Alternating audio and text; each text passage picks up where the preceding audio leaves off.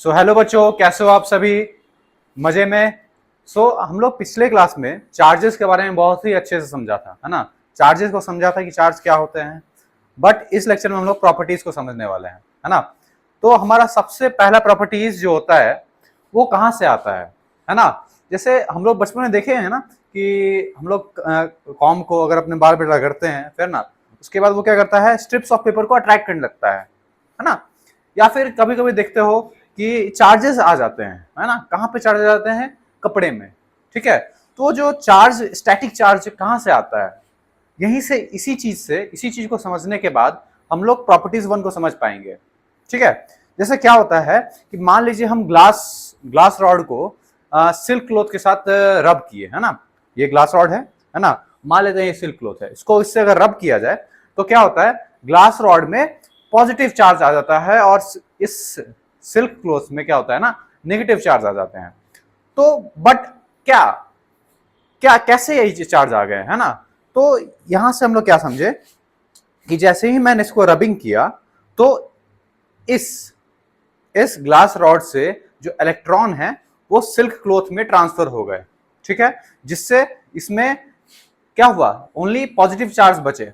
ठीक है। इसलिए इसमें पॉजिटिव चार्ज हो गया और इस सिल्क क्लॉथ में एक्सेस ऑफ इलेक्ट्रॉन के कारण इसमें नेगेटिव चार्ज आ गया। इससे हम लोग ये समझे कि जैसा एनसीईआरटी में दिया हुआ है, और अगर मान लीजिए कि मैंने ऐसा दो ग्लास रॉड लिया और इस दोनों ग्लास रॉड को एक एक करके इस सिल्क क्लॉथ के साथ रब किया तो क्या होगा, इस दोनों ग्लास रॉड पे क्या होगा, पॉजिटिव चार्ज आ जाएगा, है ना। और जब मैं इस दोनों को पास में लाने की कोशिश करूंगा तो ये दोनों एक दूसरे को रिपेल करेगा।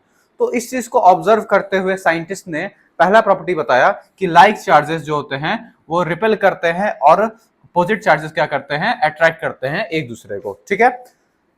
अगर मान लीजिए कोई पॉजिटिव चार्ज है और दूसरा पॉजिटिव चार्ज है तो दोनों पॉजिटिव चार्ज जब एक दूसरे के पास आएगा तो वो एक दूसरे को क्या करेंगे, रिपेल करेंगे।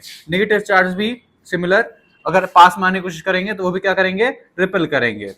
कोई भी अपोजिट चार्ज, पॉजिटिव नेगेटिव, अगर पास में आने की कोशिश करेंगे तो वो लोग क्या करेंगे, दूसरे को अपनी ओर अट्रैक्ट करेंगे।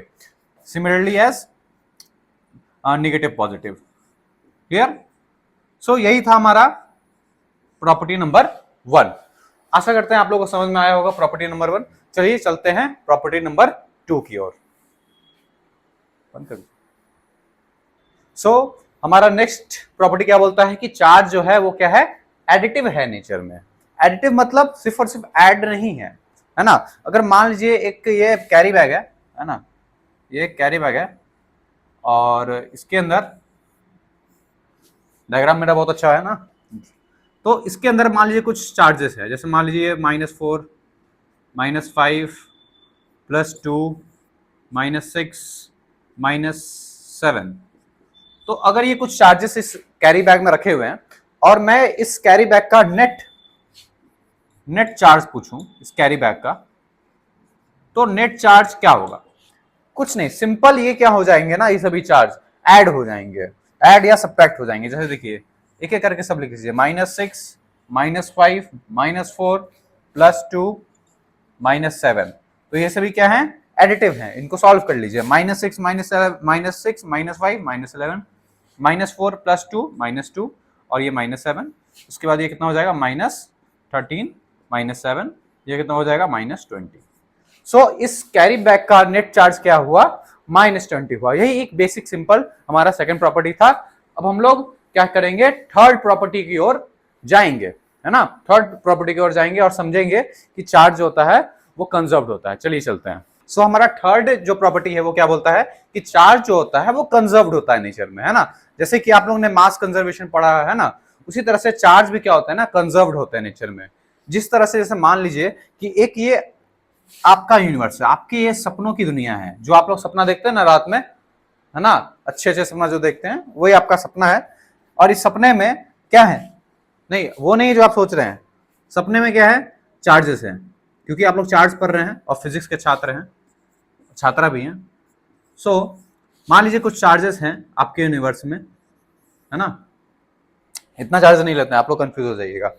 मान लेते हैं -4 है और +6 है, ये दो चार्जेस हैं आपके यूनिवर्स में, ये दो चार्जेस हैं। अगर इन दोनों चार्जेस, अगर मान लो कि हम सोचते हैं कि ये दोनों चार्ज एक दूसरे से मिलते हैं, है ना, दूसरे यूनिवर्स में क्या होता है ना कि यही दोनों चार्ज क्या हो जाते हैं, एक दूसरे से इन लोगों का मिलन हो जाता है ना, ये लोग मिल जाते हैं ना, सालों के बिछड़े हुए मिल गए, ठीक है। तो अब अगर हम पूछे कि मिलने से पहले इन लोग पे -4 और +6 चार्ज था, मिलने के बाद इन दोनों पार्टिकुलर, एक मतलब पार्टिकुलर बात करें कि इन दोनों पे कितना कितना चार्ज होगा, तो कैसे निकलेगा, आप लोगों को पता है ये दो चीज है, दोनों का मीन निकाल के मीन निकाल लेंगे ना, दोनों को जोड़ के 2 से डिवाइड कर देंगे, तो -4 + 6 डिवाइडेड बाई 2 कितना आएगा, ये हो गया 2/2, मतलब कितना हो गया, 1 हो गया, क्या हो गया, 1 हो गया। अब हम लोग बात करें अगर, तो मतलब पार्टिकुलर एक एलिमेंट पे कितना चार्ज है, 1 चार्ज है, इस पे भी कितना चार्ज है, 1 चार्ज है, ठीक है। और अगर अब हम लोग नेट चार्ज के ऊपर बात करें, अगर 1 और 1 है ना, 1 और 1 का नेट चार्ज निकाले तो कितना हो जाएगा, 1 + 1, मतलब इस पूरे यूनिवर्स पे नेट चार्ज कितना है, 2 है। और अभी इसका बात किया जाए अगर, है ना, इस पूरे इस यूनिवर्स का नेट चार्ज निकाले तो क्या होगा, -4 + 6, ये भी कितना आ रहा है, 2 आ रहा है। तो इससे हम लोग ये समझ में आया कि चार्ज भले ही अलग अलग रहें या फिर पास में रहे, चार्ज हमेशा क्या होते हैं, कंजर्व्ड होते हैं। नेट चार्ज जो होता है वो हमेशा क्या होता है, कंजर्व्ड होता है।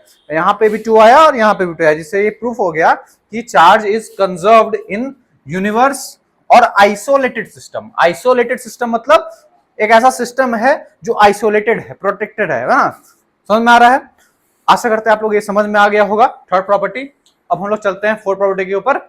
चलिए, तो हमारा फोर्थ प्रॉपर्टी क्या बोलता है ना कि चार्ज जो है वो इनवेरिएंट है। चार्ज क्या है, इनवेरिएंट। इनवेरिएंट मतलब जैसे देखिए मास क्या होता है ना, वो वेरिएंट होता है। अगर मान लीजिए कोई भी ऑब्जेक्ट जो है वो लाइट के स्पीड से ट्रेवल करना स्टार्ट कर दे तो उसके मास में क्या आता है, वेरिएशन कुछ आ जाता है। क्या आ जाता है, वेरिएशन आ जाता है। तो उस वेरिएशन को हम लोग कैसे डिनोट करते हैं, उसका फॉर्मूला होता है m = m0 अपॉन √1 - v²/c²। ठीक है, इसका यूज हम लोग फर्दर चैप्टर में करेंगे। मतलब ये वेरिएशन को दिखाता है। जैसे यहाँ पे m0 है, वो क्या है, मास ऑफ ऑब्जेक्ट है ना, मास ऑफ ऑब्जेक्ट। और जो ये v है वो क्या बताता है, स्पीड ऑफ ऑब्जेक्ट। और c यहां पे c क्या बताता है, स्पीड ऑफ लाइट। ठीक है, यही ये क्या है, ये जो m है वो बताता है कि इसको वेरिएशन को, कि कितना वेरिएशन आया है मास में।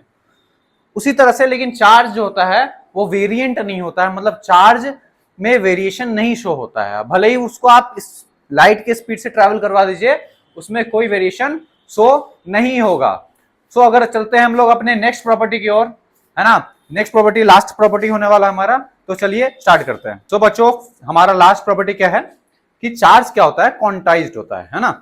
क्वांटाइज्ड होता है मतलब क्या, जैसे मान लीजिए कि अगर आप बुक शॉप पे गए, है ना, और आप बुक खरीदने गए, लेकिन अगर आप बोल रहे हैं नहीं मैं तो सारा चैप्टर नहीं पढ़ूंगा, मुझे ये 2 चैप्टर का आप क्या कर दीजिए, पन्ना फाड़ के दे दीजिए, मैं उसे पढ़ लूंगा, तो क्या बुक स्टोर वाला आपको देगा, नहीं देगा। उसी तरह से चार्ज जो होता है ना वो डेसिमल फॉर्म में या फ्रैक्शन के फॉर्म में नहीं मिलता है। ठीक है, चार्ज जो है वो इंटीग्रल फॉर्म में मिलता है ना, हमेशा इंटीग्रल फॉर्म में एग्जिस्ट करता है। जैसे कि समझते हैं, अगर यहां क्या लिखा हुआ है, charge on a body is integral multiple of electronic charges. वो क्या होता है, इंटीग्रल मल्टीपल होता है। जैसे पहला बात कि एक इलेक्ट्रॉन का चार्ज कितना होता है ये आपको पता रहना चाहिए। कितना होता है, 1.6 × 10⁻⁻⁻19 कूलम, है ना। और एक प्रोटॉन पे कितना चार्ज होता है, -1.6 × 10⁻⁻19 कूलम, या सॉरी पॉजिटिव होगा। ठीक है, और अगर मान लीजिए कि एक इलेक्ट्रॉन का चार्ज अगर इतना है, कितना है, 1.6 × 10⁻⁻19 कूलम, तो 2 इलेक्ट्रॉन का चार्ज कितना होगा, 3.2 × 10⁻⁻9, है ना। ये क्या होगा, इतना चार्ज होगा। बट अगर हम लोग बात करें कि अगर हम आपको ऐसा बोले कि नहीं मैं आपको 3.5 इलेक्ट्रॉन दूंगा। तो ये पॉसिबल नहीं है, क्योंकि ये इंटीजर के फॉर्म में नहीं है, ये डेसिमल के फॉर्म में आ गया, है ना। या फिर अगर हम ऐसा बात करें, मैं 2/3 ऑफ इलेक्ट्रॉन, मतलब मैं इलेक्ट्रॉन, आधा इलेक्ट्रॉन आपको दूंगा, है ना। तो ये पॉसिबल ही नहीं है। समझ में आ रहा है। अब जैसे मान लेते हैं, एक हम लोग क्विक क्या कर लेते हैं, एक क्वेश्चन देख लेते हैं। जैसे आप हम लोग को बताइएगा, ये क्वेश्चन को आप लोग कमेंट में सॉल्व करके बताइए कि क्या पॉसिबल है और क्या पॉसिबल नहीं है। जैसे मान लीजिए मैंने ए को मैंने क्या किया, 1.6 इंटू 10⁻20 कूलम चार्ज दिया। बी जो है उसको मैंने 3.2 इंटू 10⁻18 कूलम दिया। और सी को मैंने क्या किया कि 4.8 इंटू 10⁻17 कूलम चार्ज दिया। तो बताइए कि क्या पॉसिबल है और क्या पॉसिबल नहीं है। इसका सॉल्यूशन आप लोग कमेंट में बताइएगा। सो इसी के साथ हम लोग एंड करते हैं क्लास। Thank you.